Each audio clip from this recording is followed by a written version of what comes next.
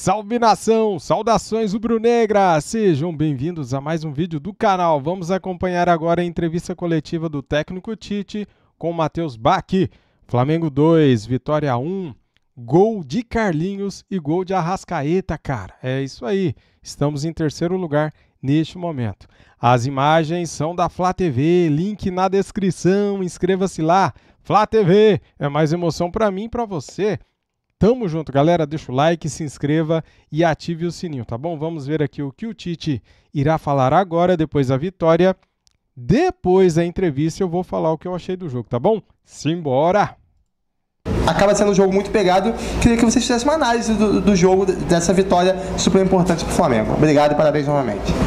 Boa noite. Primeiro, não tem equipe menor numa dimensão de Série A de Campeonato Brasileiro com a qualidade que tem o Campeonato Brasileiro. Eu não estou falando isso daí para fazer média com vitória, não. Estou falando isso como um registro de um profissional que sabe avaliar e que sabe do quanto equilibrado é esse campeonato. Segundo, fizemos um melhor primeiro tempo, com o firme, com o resultado consistente. Veio no segundo tempo, melhor, equilibrou. E no momento que nós estávamos na iminência de fazer o segundo gol, ali sim a especificidade, o goleiro fez uma extraordinária defesa. E no que nós fizemos e desconcentramos um momento, achando que ia ter o gol do Vina, não deu time do retorno. No retorno nós tomamos o gol. Às vezes o futebol ele reserva. Felizmente ela se reestruturou de novo em cima das virtudes que tem, das qualidades técnicas que tem a equipe também. E ela conseguiu fazer o segundo gol.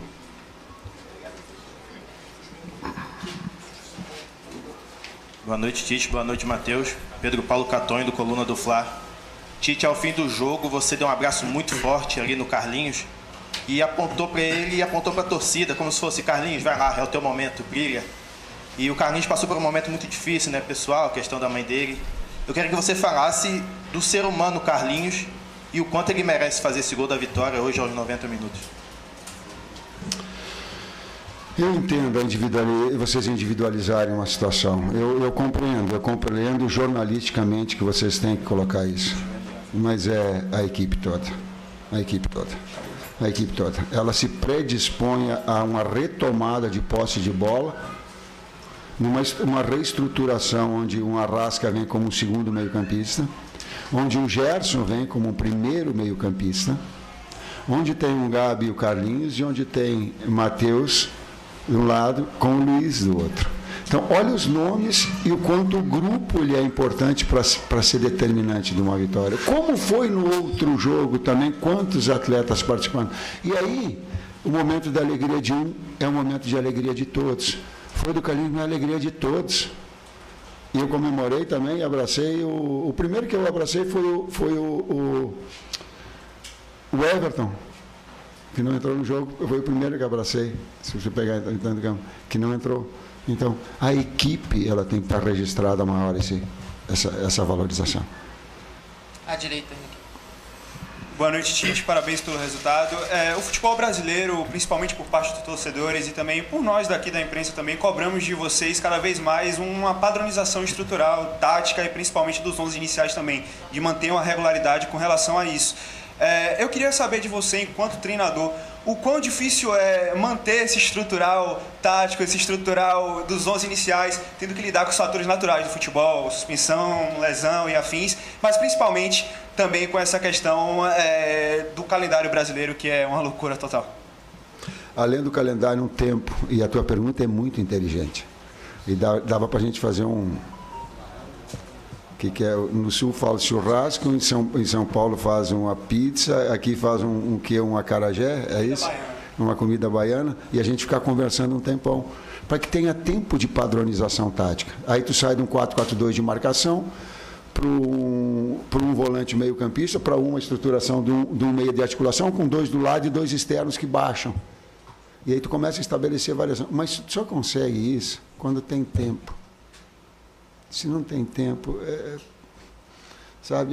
fica a fórmula mágica. Me ajuda aí, Matheus. Tempo para trabalhar entre os jogos, para gerar o padrão não só dos 11 que vão começar, de todos que vão entrar, E acho que é importante para valorizar todas as competições, né? Como é que vai valorizar o Campeonato Brasileiro, a Copa do Brasil e a Libertadores com 13 jogos do jeito que é agora? A gente vai dar o máximo em todos. Só que não tem como dar o máximo sempre assim. É muito difícil. E tem que ter uma reorganização no futuro para a saúde do atleta, e porque daí a imprensa, os treinadores, os jogadores, a torcida, todo mundo vai ficar mais feliz, porque o atleta inteiro produz mais. E os campos para ajudar também. Esse estava bom. Com a qualidade que estava hoje, Vitória. E vou dar então uma sugestão: diminuam os regionais, gente. Nós jogamos o regional de domingo a domingo, né? Bruno? Ou domingo a média de 5 dias de folga. Reduz. Dá um tempo maior para o campeonato. Ou reorganiza. Em cumprido brasileiro, faz simultâneo. Alguma sugestão eles têm que dar. Dá para a gente dar sugestões. A gente precisa ser ouvido também para dar sugestão. E vocês na imprensa têm batido muito, não precisa muito. Se olharem todas as crônicas, que ela seja baiana, que ela seja carioca, ela tá mostrando, ela está dando. E uma delas é o ponto que a gente bate. Diminui os regionais o tempo e dá uma margem de tempo maior para o brasileiro. Entre outros que vocês mesmos colocam como sugestão. Dá para ouvir? Dá? Cara, eu falei sobre isso. Galera, eu falei sobre isso num vídeo ontem, cara. Depois eu vou falar sobre isso aqui assim que terminar a entrevista. O gancho da pergunta do amigo, né? A gente sabe que o calendário brasileiro é meio complicado. Ainda mais quando você tem um jogo recente, que você jogou contra o Criciúma em Brasília, tá vindo para cá para jogar contra o Vitória. Eu queria saber se a sua estratégia que você montou para pegar o Vitória aqui, ela deu certo dentro de campo? Primeiro tempo, sim, consistente, equilibrou e teve melhor até os 15 minutos. Do segundo, retomamos, estávamos na inércia de fazer o segundo, tomamos o gol, mas tivemos a força pela qualidade técnica dos atletas e também pela mexida, pela reorganização de fazer o segundo gol, no resultado, ao meu entender, justo daquele que foi o desempenho. Resultado de desempenho, resultado do placar, para mim, ele teve junto. Boa noite, Tite. Boa noite, Matheus. Sidão Marinho da Litoral News. Professor Matheus, queria saber de vocês se as atuações que o Flamengo está tendo, por mais que venha a vitória, preocupam para essa sequência onde o Flamengo vai ter desafios contra equipes da parte de cima da tabela no Campeonato Brasileiro e os desafios fortes também na Copa do Brasil com o Palmeiras e na Libertadores contra o Bolívar. De que maneira vocês pretendem trabalhar e se preocupa essas atuações um pouco abaixo que o Flamengo vem tendo, por mais que o resultado seja positivo? E se for pelo cansaço, o senhor planeja poupar a equipe contra o Atlético no domingo visando o Palmeiras? Obrigado. Entendo a pergunta do poupar.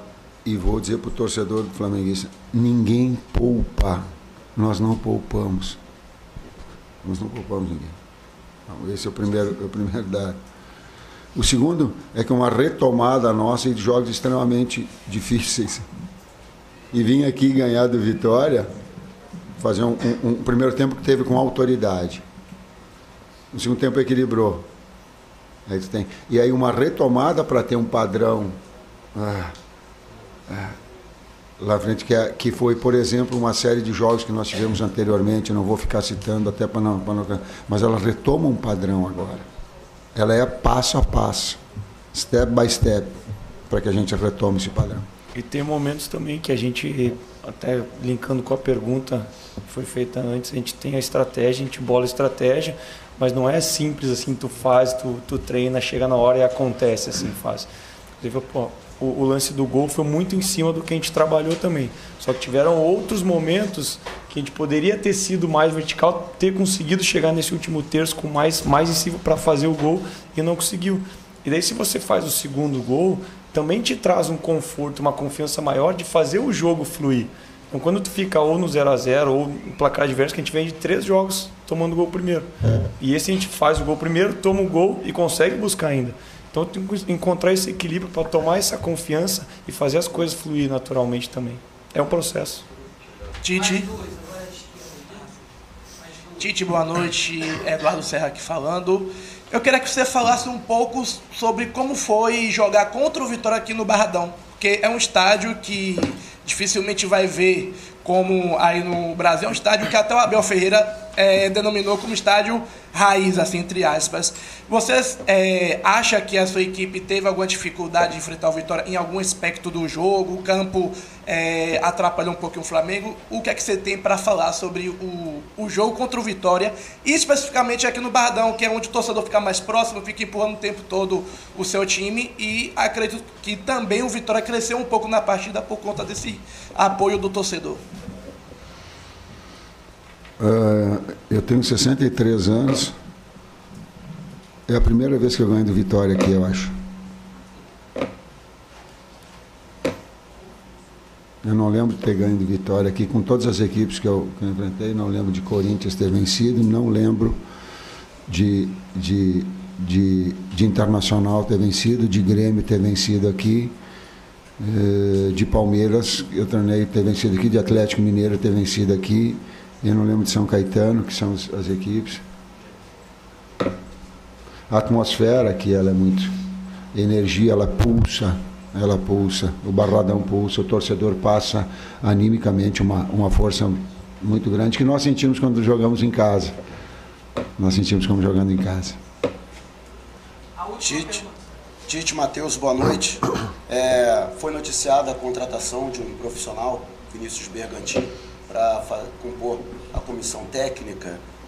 Até que ponto ele chega para acrescentar no trabalho defensivo, posto que nos últimos 7 jogos o Flamengo tomou gol, foram 10 gols nos últimos 7 jogos, que contrastam com a solidez defensiva demonstrada pelo Flamengo no início da temporada, e situação dessa, oscilação essa que preocupa o torcedor para essa sequência cruel que o Flamengo vai ter a partir do próximo mês.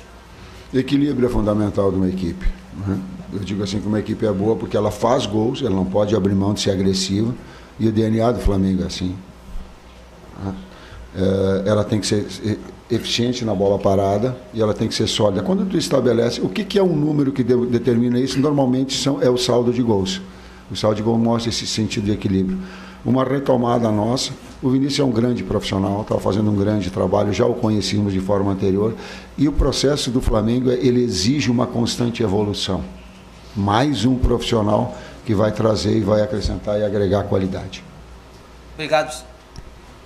Tá aí, Emerson. Obrigado, senhores. Boa noite. Entrevista coletiva. Tá aí, galera, a entrevista coletiva do Tite com o Matheus Bach. O Tite falou o seguinte, hein, não poupamos ninguém.